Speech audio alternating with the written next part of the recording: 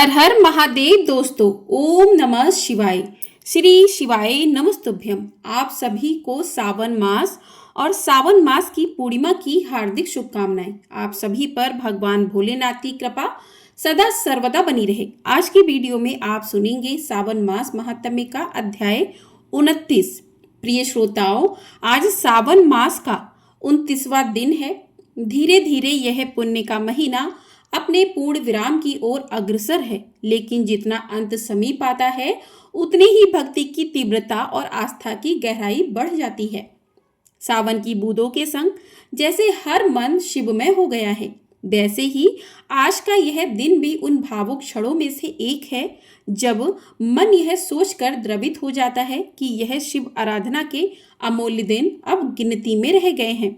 आज हम सभी भगवान शिव के वामदेव रूप का स्मरण करते हैं, वो रूप जो क्षमा, करुणा और सौम्यता का प्रतीक है। साथ ही आज है सावन मास का शुक्रवार, माँ लक्ष्मी जी का दिन, जो न केवल ऐश्वर्य की देवी है बल्कि विवेक, शांति और गृह लक्ष्मी का प्रतीक भी है। ऐसे पवित्र दिन पर जब एक माँ अपने परिवार के सुख के लिए व्रत रखती है, जब एक कन्या अपने भावी जीवन की मंगल कामना करती है, जब एक बहन अपने भाइयों के लिए सुख संपन्नता मांगती है, तब स्वयं भगवान शिव, माता पार्वती और माँ लक्ष्मी उनकी प्रार्थना सुनते हैं। आइए आज का अध्याय शुरू करने से पहले हम सभी मिलकर प्रार्थना करते हैं कि हे त्रिलोकीनाथ भोलेनाथ, आपकी कृपा से ही यह जीवन चल रहा है। माँ पार्वती, हमें संकल्प, सहनशीलता और समर्पण दीजिए। हे माँ लक्ष्मी, हमारे घरों में सिर्फ धन ही नहीं, धर्म, दया और संतोष भी भर दो। इस सावन के अंत की ओर बढ़ते हुए हमें यह शक्ति दो कि हम अपने अंदर की अशांति को भी हर लें। आइए अब आज की कथाओं का शुभारंभ करते हैं। वर लक्ष्मी व्रत की कथा से, क्योंकि आज पावन सावन सोमवार भी है और आज के दिन जो सच्चे मन से माँ लक्ष्मी जी की इस पावन कथा को सुनता है उसकी समस्त मनोकामनाएं पूर्ण होती हैं और घर में सुख समृद्धि के भंडार भर जाते हैं। प्राचीन कथा के अनुसार एक बार चारुमती नाम की एक महिला थी जो माँ लक्ष्मी जी की बहुत बड़ी भक्त थी। वह हर शुक्रवार को माँ लक्ष्मी की विधि विधान से पूजा करती थी। एक बार सपने में स्वयं माँ लक्ष्मी ने उसे वर लक्ष्मी व्रत के बारे में बताया। अगले दिन शुक्रवार था और अगली सुबह चारुमती ने माँ लक्ष्मी जी द्वारा बताए गए वर लक्ष्मी व्रत को समाज की अन्य नारियों और कन्याओं के साथ विधिवत पूजन किया। पूजन के संपन्न होने पर सभी नारियां कलश की स्थापना करने लगीं। परिक्रमा करते समय समस्त महिलाओं के शरीर विभिन्न स्वर्ण आभूषणों से सज गए। उनके घर भी स्वर्ण के बन गए और उनके यहाँ घोड़े, हाथी, गाय आदि पशु भी आ गए। सभी स्त्रियां चारुमती की प्रशंसा करने लगीं, क्योंकि चारुमती ने ही उन सबको इस व्रत के विधि विधान के बारे में बताया था। कालांतर में यह कथा भगवान शिव ने देवी पार्वती जी को भी सुनाई थी। इस व्रत को सुनने मात्र से माँ लक्ष्मी जी की कृपा प्राप्त होने लगती है। मान्यता है कि तभी से सावन मास के अंतिम शुक्रवार को वरलक्ष्मी व्रत का पालन किया जाने लगा। यह थी वरलक्ष्मी व्रत की कथा। अब सुनिए सावन मास के आज के दिन की कथाएं। एक बार की बात है, देवर्षि नारद नारायण नारायण का जाप करते हुए भगवान शिव के दर्शन करने की इच्छा से कैलाश पर्वत पर गए। देवर्षि नारद को आया देखकर भगवान शिव बड़े प्रसन्न हुए और कहने लगे कि हे देवर्षि, आज अचानक इस कारण से कैलाश पर्वत पर आपका आगमन हुआ है। अवश्य कोई विशेष कार्य होगा जिसका भाग बनकर आप यहाँ पर आए हो। तब नारद जी कहने लगे कि हे भोलेनाथ, आप तो अंतर्यामी हैं, भला आपसे कोई बात कैसे छुपी रह सकती है। हम यहाँ पर किस लिए आए हैं आपको भली भांति पता है, फिर भी यदि आप पूछ रहे हैं तो हे प्रभु, आज मेरे मन में एक शंका उठ रही है। उसी शंका का समाधान करने के उद्देश्य से मैं आपके पास आया हूँ। प्रभु कृपया कर मेरी इस शंका का समाधान कीजिए। भगवान शंकर कहते हैं कि हे नारद, तुम्हारे मन में जो भी शंका, जो भी जिज्ञासा हो, उसे निसंकोच होकर कहो। मुझे तुम्हारी इन शंकाओं का समाधान करके प्रसन्नता ही होगी, क्योंकि तुम्हारे सभी प्रश्न, तुम्हारी सभी जिज्ञासाएं लोकहित के लिए होती हैं। तब देवर्षि नारद ने भगवान से पूछा कि हे प्रभु, पापी लोगों को पाप करते देख कर भी भगवान चुप क्यों रहते हैं? उन्हें उसी समय दंड क्यों नहीं देते? भगवान शिव कहते हैं कि हे देवर्षि, आपने समस्त मानव जाति के कल्याण हेतु बहुत अच्छा प्रश्न पूछा है, जो मैं इस प्रश्न का उत्तर अब एक छोटी सी कथा के माध्यम से देना चाहता हूँ। इसलिए तुम इस कथा को ध्यान से और मन लगाकर सुनना। जो भी मनुष्य इस कथा को ध्यान और मन लगाकर सुनता है, वह अपने जीवन काल में कभी किसी बात को लेकर कभी पश्चाताप नहीं करता है। वह मनुष्य पाप रहित हो जाता है। ऐसा मनुष्य जान जाता है कि पापी लोगों को पाप करता देखकर भी भगवान मौन क्यों रहते हैं। अब भगवान शिव देवर्षि नारद को कथा सुनाना प्रारंभ करते हैं। भगवान शिव कहते हैं कि देवर्षि, प्राचीन समय में की बात है कि एक जंगल में मोर और मोरनी का जोड़ा रहा करता था। वह दोनों पति पत्नी एक दूसरे से बड़ा प्रेम करते थे, एक दूसरे का बहुत आदर सम्मान करते थे। इस तरह उनका जीवन बड़े सुख और आराम से कट रहा था। उनके जीवन में कभी किसी प्रकार का कोई दुख नहीं था। फिर एक दिन की बात है कि मोरनी अपने पति मोर से कहने लगी कि सुनो जी, भगवान की जिंदगी कितनी सुखी है, कितनी आराम भरी है ना, क्योंकि इनका काम तो सिर्फ दुनिया को चलाना होता है और वह तो बैठे बैठे ही पूरी दुनिया को चलाते हैं। उन्हें तो कोई मेहनत का काम नहीं करना पड़ता है और उन्हें उनके भक्त अच्छे अच्छे भोग भी लगाते हैं। अच्छे अच्छे उन्हें पकवान भी खाने को मिल जाते हैं। उन्हें खुद से पकवान भी नहीं बनाने पड़ते। दूसरी ओर देखो, हमारा जीवन कितना मुश्किल भरा है। हम रोज अपना दाना पानी लोगों से छुप छुप कर जंगल में ढूंढते हैं। तो प्रिय श्रोता, मोरनी की बात सुनकर मोर कहने लगा कि प्रिय, ऐसा नहीं है। भगवान का काम बहुत कठिन है। भगवान को यह पूरी सृष्टि चलाने के लिए कड़ी मेहनत करनी पड़ती है, कड़ कड़ का ध्यान रखना पड़ता है। मैं तुम्हें एक कथा के माध्यम से समझाता हूँ, तब तुम्हें मेरी बात भी समझ में आ जाएगी। मोर मोरनी से कहता है कि सुनो, एक गांव की बात है कि उस गांव में भगवान शिव का एक बहुत ही सुंदर मंदिर बना हुआ था। उस मंदिर के पास में ही एक छोटा सा भगवान भोलेनाथ का शिवलिंग भी था।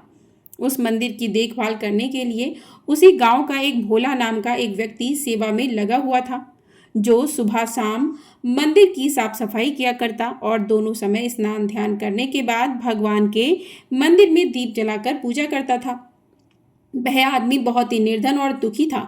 मंदिर में आने वाले श्रद्धालुओं के द्वारा उसे जो कुछ भी दान दक्षिणा मिल जाती थी, उसी से वह अपने परिवार का गुजारा किया करता था।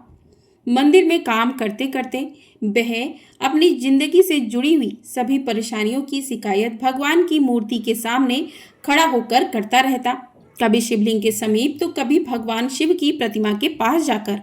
कभी वह अपने घर की बातें, परिवार की बातें भगवान से कहता तो कभी दुनियादारी की बातें किया करता था। अब मोर आगे कहता है कि एक दिन की बात है, वह भगवान भोलेनाथ के शिवलिंग के सामने खड़ा होकर दोनों हाथ जोड़कर कुछ शिकायतें कर रहा था। कह रहा था कि हे भगवान, आपकी जिंदगी कितनी आरामदायक है। आप तो बस मंदिर में एक जगह आराम से बैठे रहते हैं और चुपचाप लोगों की प्रार्थनाएं सुनते रहते हैं। कोई आपको लड्डुओं का भोग लगा जाता है तो कोई प्रसाद चढ़ा जाता है। तरह तरह की मिठाइयाँ और पकवान भी आपको यहीं बैठे बैठे खाने को मिलते रहते हैं। आपका जीवन कितना आसान है प्रभु, और मेरी जिंदगी देखो कितनी कठिन है। मेरी छोटी सी जिंदगी है, उसमें आपने हजारों तरह के दुख भर दिए हैं और हजारों तरह की परेशानियां मुझे आप दे रहे हैं। मैं दिन भर कड़ी मेहनत करता हूँ, तब कहीं 2 समय का खाना मैं अपने और अपने परिवार के लिए जुटा पाता हूँ। और दूसरी तरफ पापी और पाखंडी लोगों को देखो, दिन रात बुरे कर्मों में लिप्त रहते हैं, फिर भी बड़े मौज की जिंदगी जी रहे हैं। उन्हें किसी बात की कोई चिंता ही नहीं है। भगवान, अगर मेरी जिंदगी भी आपकी तरह हो जाती तो मेरा जीवन कितना खुशहाल हो जाता। तभी अपने उस भक्त की ऐसी बातें सुनकर भगवान से भी रुका नहीं गया और वह उसी शिवलिंग से तुरंत ही त्रिभुज रूप में अपने नंदी के साथ प्रकट हो गए और कहने लगे कि हे पुत्र, तुम जो सोच रहे हो गलत सोच रहे हो। तुम जैसा सोच रहे हो वैसा बिल्कुल नहीं है। दूर से देखने पर सबका जीवन अपने जीवन से अच्छा और दूसरों का जीवन ही दिखाई देता है। जब हमें उसकी वास्तविक जिंदगी का पता चलता है तब समझ में आता है कि यह तो मुझसे भी गया गुजरा जीवन जी रहा है। तुम मेरी जिंदगी को बड़ा आसान समझ रहे हो ना, मेरा जीवन उतना आसान नहीं है। जितना तुम समझ रहे हो। मुझे भी बहुत सारी बातें देखनी पड़ती हैं, बहुत सारी व्यवस्थाएं बनानी पड़ती हैं। मुझे हर समय बहुत सारी चिंताएं लगी रहती हैं कि अच्छे के साथ अच्छा कैसे हो, बुरे के साथ बुरा कैसे हो, यह सब सोचना पड़ता है। अगर कोई असहाय को रुलाता है, कोई पीड़ित को पीड़ित करता है, तब मुझे उसकी रक्षा करनी पड़ती है। मेरी जिम्मेदारी को जिस दिन तुम समझ जाओगे, उस दिन तुम्हें मेरी मेहनत के बारे में भी पता चल जाएगा। फिर भगवान शिव उस व्यक्ति से कहने लगे कि हे पुत्र, इतना आसान नहीं है भगवान बनना। जिस तरह एक पिता बनकर मनुष्य अपनी संतान के लिए अपने दायित्व को निभाता है, उनके दुख सुख अच्छे बुरे हर बात का ध्यान रखता है, उसी तरह मुझे भी तुम सबका ख्याल रखना पड़ता है। इतनी सारी जिम्मेदारियों को एक साथ निभाना कोई आसान काम तो बिल्कुल नहीं है। अब भगवान शिव की बात सुनकर वह भक्त बोला कि प्रभु, आप तो बहुत ही भोले वाले हैं। आप ये कैसी बातें कर रहे हैं? आपका काम तो सचमुच में बड़ा ही आसान है। प्रभु, जिस तरह से आप पूरा दिन बैठे रहते हैं, आपकी तरह तो मैं भी किसी समय बैठा रहता हूँ, तो किसी समय खड़ा रह सकता हूँ। इसमें भला कौन सी बड़ी बात है? भगवान शिव ने देखा कि यह मेरा भक्त ऐसे नहीं मानने वाला है, तब कहने लगे, पुत्र, मैं फिर कहता हूँ कि तुम यह काम बिल्कुल नहीं कर पाओगे जो मैं कर सकता हूँ। मेरे इस काम में बड़े धैर्य की आवश्यकता पड़ती है और मनुष्य में इतना धैर्य नहीं होता कि वह परिणाम घोषित होने तक रुक सके। मनुष्य के अंदर यह कमजोरी होती है कि वह थोड़ा सा सुख पाता है तो घमंड से भर जाता है, और जरा सा भी दुख आ जाए तो टूटकर शीशे की तरह बिखर जाता है। फिर वह भक्त बोला कि प्रभु, अच्छा, अगर ऐसी ही बात है तो आप मुझे बस एक दिन के लिए अपनी जिंदगी जी लेने दीजिए, फिर आप जैसा कहेंगे मैं वैसा ही करूँगा। मोर आगे अपनी पत्नी से कहने लगा कि हे प्रिय, भगवान भोलेनाथ ने उस व्यक्ति को बहुत समझाया, पर वह तो बड़ा जिद्दी था। उसने भगवान शिव की एक बात भी नहीं मानी। फिर भोलेनाथ ने भी सोचा कि चलो, मैं इसे एक दिन के लिए अपनी जिंदगी ही दे देता हूँ। कुछ लोगों पर उपदेशों की बातों का कोई असर नहीं होता।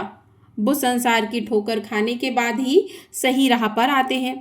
उस भक्त के साथ भी यही होना था। फिर भगवान शिव ने कहा कि बेटा, ठीक है, मैं एक दिन के लिए तुम्हें भगवान बना देता हूँ और तुम्हारी जिंदगी मैं जीता हूँ। फिर देखते हैं कि तुम मेरा काम किस ढंग से करते हो।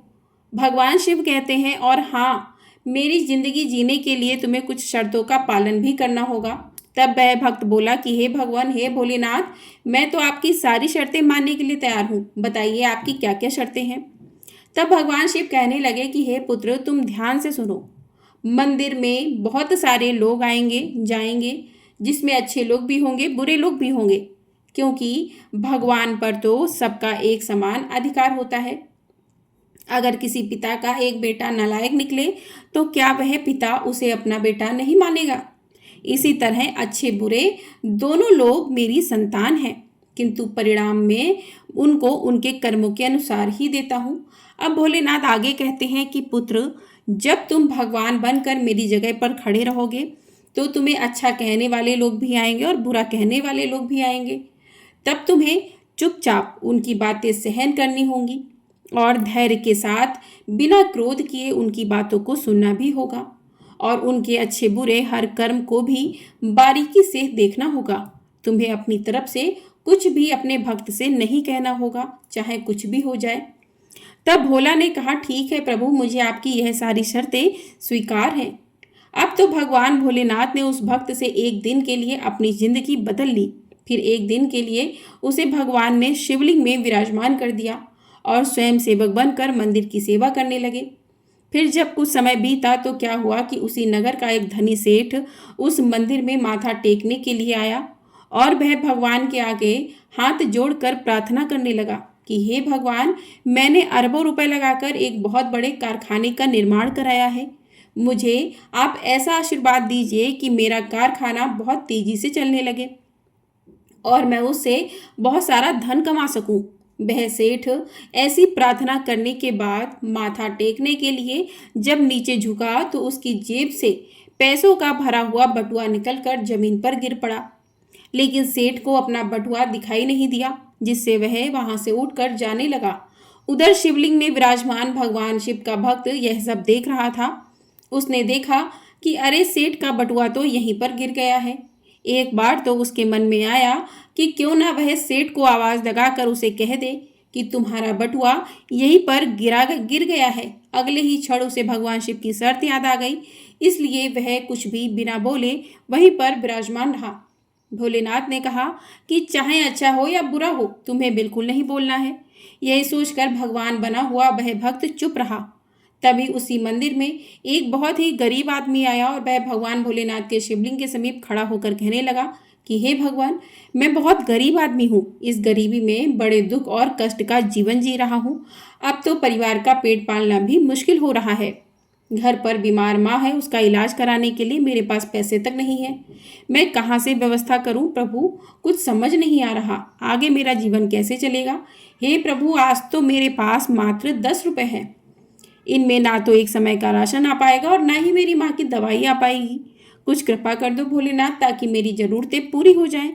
ऐसा कहकर बड़े दुखी मन से वह आदमी जब मंदिर से बाहर जाने लगा, तभी उसकी नज़र पैसों से भरे एक बटुए पर पड़ी। उसने वह बटुआ तुरंत उठा लिया और उसमें बहुत सारे पैसे देखकर वह मन ही मन खुश होने लगा और भगवान को धन्यवाद देने लगा कि हे भोलेनाथ, आप तो वास्तव में बड़े महान हो। आपने मेरी प्रार्थना इतनी जल्दी सुन ली। अब इन पैसों से मैं अपने परिवार के लिए राशन की व्यवस्था करूंगा और अपनी बीमार माँ का इलाज भी कराऊंगा। फिर इधर उधर भगवान बनकर शिवलिंग में विराजमान भक्त सोचने लगे, अरे ये बटुआ तो उस अमीर सेठ का है और यह गरीब आदमी इसे उठाकर ले जा रहा है। एक बार तो उसके मन में आया कि आवाज़ देकर इसे बता दूं कि यह बटुआ उसका नहीं है, बल्कि एक सेठ का है जो वह लेकर जा रहा है। लेकिन तुरंत ही उसे भगवान भोलेनाथ की शर्त याद आ गई, इसलिए वह चुपचाप रहा। अब गरीब आदमी के जाने के बाद मंदिर में एक व्यक्ति और आया। वह तीसरा व्यक्ति एक सैनिक था जो अगले ही दिन अपने राजा के साथ युद्ध करने के लिए जा रहा था। वह मंदिर में भगवान से प्रार्थना करने आया था कि हे भोलेनाथ, उसकी यात्रा सुरक्षित रहे और वह युद्ध के बाद सकुशल अपने घर अपने परिवारजनों के बीच लौट आए। वह सैनिक प्रार्थना कर ही रहा था कि इतने में ही वही व्यापारी अपने कुछ लोगों के साथ मंदिर में आया, जिसका पैसों से भरा हुआ बटुआ मंदिर में गिर गया था। जब सेठ ने उस सैनिक को वहां देखा तो उसने सोचा कि जरूर इसी ने मेरा बटुआ उठाया होगा। तब सेठ के कहने पर सेठ के लोगों ने उस सैनिक को पकड़ लिया और उसे पकड़कर ले जाने लगे। यह बात भगवान शंकर बने हुए उस भक्त को बिल्कुल भी सही नहीं लगी, क्योंकि वह सैनिक तो बिल्कुल निर्दोष था। बटुआ तो वह गरीब आदमी लेकर चला गया था। तब भगवान बने हुए भक्त को अपने सामने होता हुआ यह अन्याय का काम बिल्कुल पसंद नहीं आया और वह कहने लगा कि हे सेठ, तेरा बटुआ इसने नहीं चुराया है। तेरा बटुआ तो इसने पहले मंदिर में एक आदमी गरीब आदमी आया था, उसने उठाया है। अब सेठ और उसके आदमी भला भगवान की बात क्यों मानते। उन्होंने तुरंत सैनिक को छोड़ दिया और उस गरीब आदमी को पकड़ लाए। उससे सेठ का बटुआ भी छीन लिया। तब वह बेचारा बड़ा निराश हुआ। उधर जब एक दिन का समय पूरा हुआ तो भगवान भोलेनाथ मंदिर में आए और उधर भगवान बने हुए उस भक्त ने पूरे दिन का घटनाक्रम भगवान भोलेनाथ को सुनाया और बड़े गर्व से कहा कि हे प्रभु, आज मैंने एक सैनिक के साथ हो रहे अन्याय को होने से रोक लिया। आपने देखा एक दिन भगवान बनकर मैंने कितना महत्वपूर्ण काम किया है। तब भगवान शिव अपने भक्त की बातें सुनकर कहने लगे कि पुत्र, तुमने यह न्याय नहीं अन्याय किया है। तुमने उस गरीब आदमी को पकड़वा कर उसके परिवार के मुंह से भोजन का निवाला छीना है, उसकी बीमार माँ का इलाज होने से रोका है। यह तुमने बहुत बड़ा अन्याय किया है। वो सेठ बड़ा अधर्मी था। उसने पाप करके करोड़ों रुपए की यह दौलत जोड़ी है। गरीबों का पेट काट कर उनके साथ धोखा करके उसने उन पैसों को इकट्ठा किया है। अगर उसका बटुआ छूट गया था तो क्या हुआ, कम से कम किसी गरीब का तो उन रुपयों से कुछ भला हो जाता और उस सेठ के कुछ पाप भी कम हो जाते। तुमने उस सैनिक को बचाकर भी बहुत बड़ा अन्याय ही किया है। तुम्हें लगता है कि तुमने न्याय किया है। वह सैनिक अपने राजा के साथ युद्ध में जाकर एक कमजोर देश का राज्य हड़पने वाला था।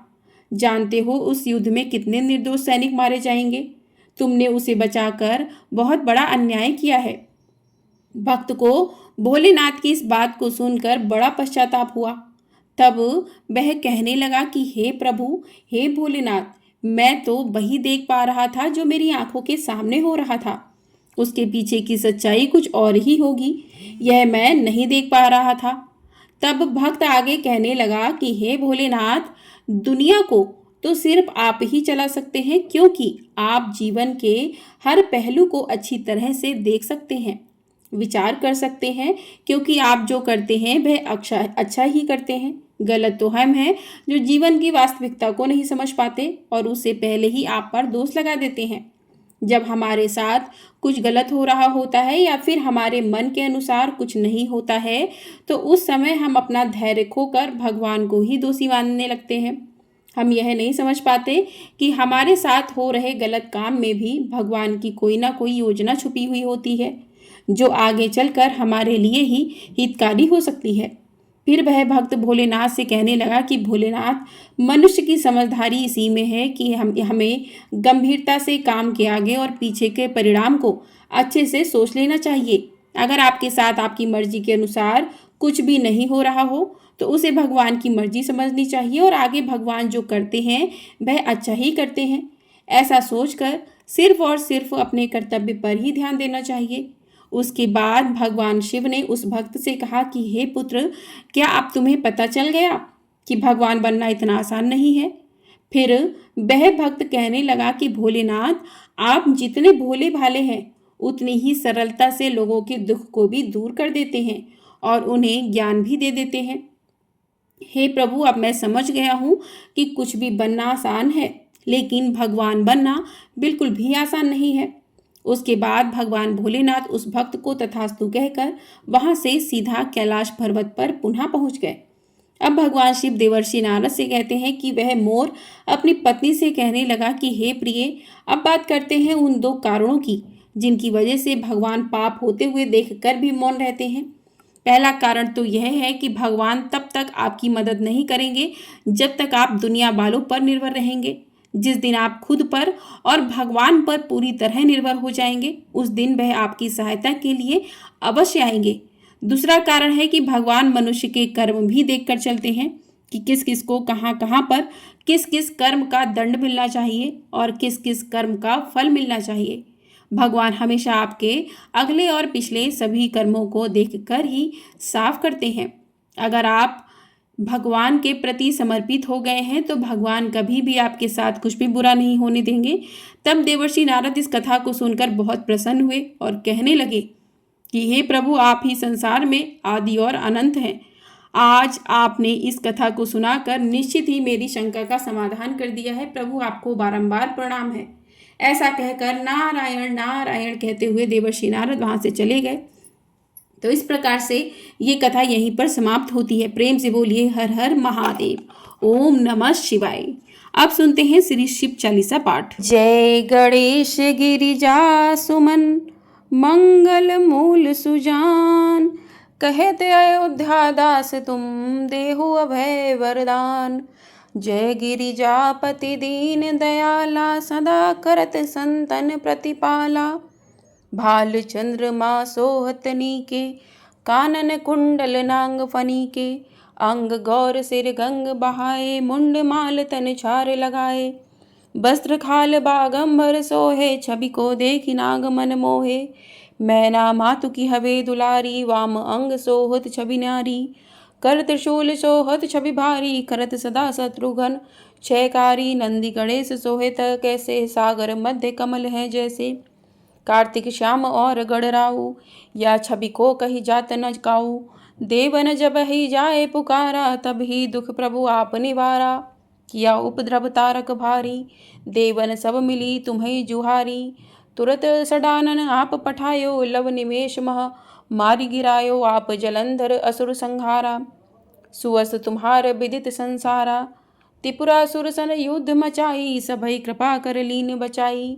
किया तपई भागीरथ भारी, पूरब प्रतिज्ञा तासु पुरारी।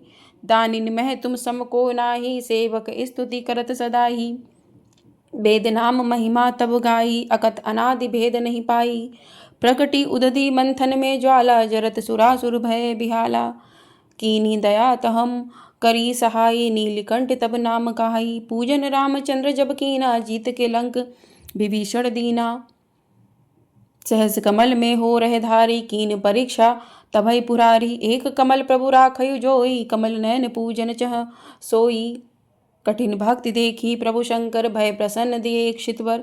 जय जय जय अनंत अविनाशी, करत कृपा सबके घटवासी। दुष्ट सकल नित्य मोहि सतावे, भ्रमत रहो मोहि चैन न आवे। त्राहि त्राहि मैं नाथ पुकारो, ये अवसर मोहियान उबारो। ले त्रिशूल शत्रुघ्न को मारो, संकट से मोहियान उबारो। मात पिता भ्राता सब होई, संकट में पूछत नहीं कोई। स्वामी एक है आस तुम्हारी, आए हरो मम संकट भारी। धन निर्धन को देत सदाही, जो कोई जांचे सो फल पाही। स्तुति के ही विधि करे तुम्हारी, क्षमौ नाथ अब चूक हमारी। शंकर हो संकट के नाशन, मंगल कारण विघ्न विनाशन। योगी यति मुनि ध्यान लगावे, शारद नारद शीश नवावे। नमो नमो जय नमः शिवाय, सुर ब्रह्मादिक पार न पाए। जो ये पाठ करे मन लाई, तापर होत है शंभु सहाई। ऋषनिया जो कोई हो अधिकारी, पाठ करे सो पावनहारी। पुत्र होन कर इच्छा जो, निश्चय शिव प्रसाद ते होई। पंडित त्रयोदश पूर्वक होम करावे, त्रयोदशी व्रत करे हमेशा। ताके तन नहीं रहे कलेशा, धूप दीप नैवेद्य चढ़ावे। शंकर सम्मुख पाठ सुनावे, जन्म जन्म के पाप नसावे। अंत धाम शिवपुर में पावे, कहे अयोध्या दास आस तुम्हारी। जानी सकल दुख हरौ हमारी। नित्य नेम कर प्रातः पाठ करो चालीसा, तुम मेरी मनोकामना पूर्ण करो जगदीश। मगसर छठी है मंत्र ऋतु, संबद 64 जान। स्तुति चालीसा शिभय पूर्ण कीन कल्याण। हर हर महादेव। इस प्रकार से शिव चालीसा पूर्ण हुआ। अब करते हैं भगवान भोलेनाथ की आरती। ओम जय शिव ओमकारा, प्रभु हर शिव ओमकारा।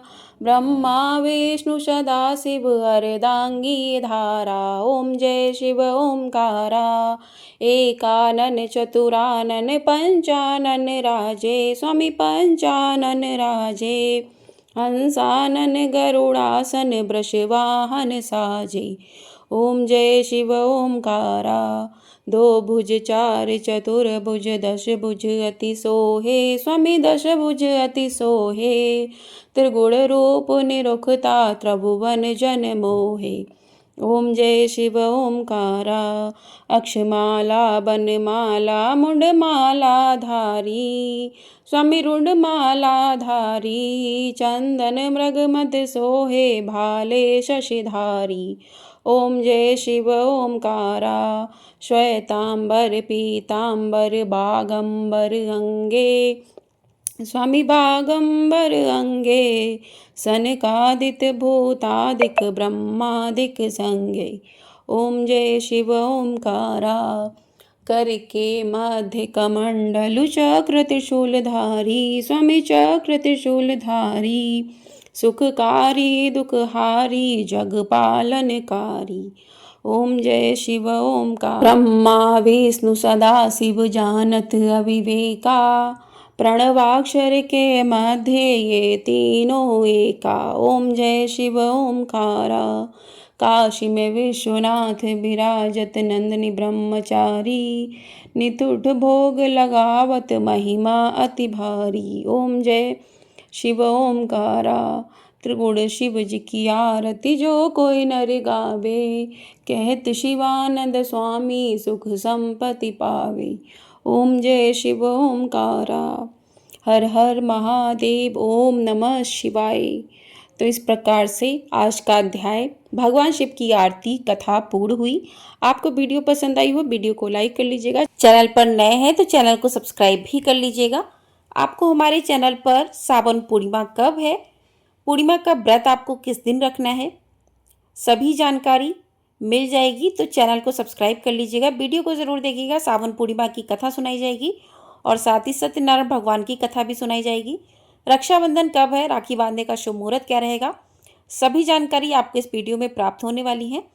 आपको इस चैनल पर, तो चैनल को सब्सक्राइब करके बेल आइकन प्रेस कर दीजिएगा, जिससे आने वाली सभी वीडियो का नोटिफिकेशन आपको मिल सकेगा और आप लोग सभी वीडियो को देख सकेंगे। और ये वीडियो पसंद है कमेंट बॉक्स में हर हर महादेव अवश्य लिखिएगा। हर हर महादेव।